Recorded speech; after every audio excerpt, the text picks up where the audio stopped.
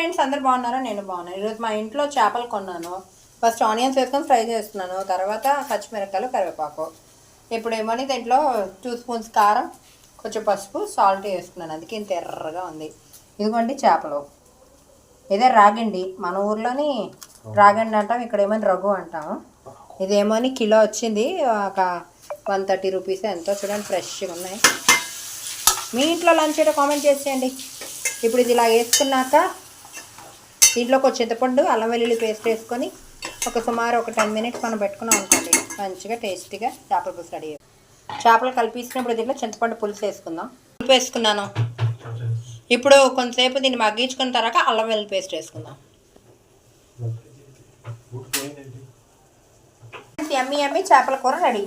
మీ ఇంట్లో lunch comment చేసేయండి. మా ఇంట్లో ఇవ్వండి చేపల కర్రీ, చాలా చల్లని వర్షం, వేడి వేడి చేపల పులుసు.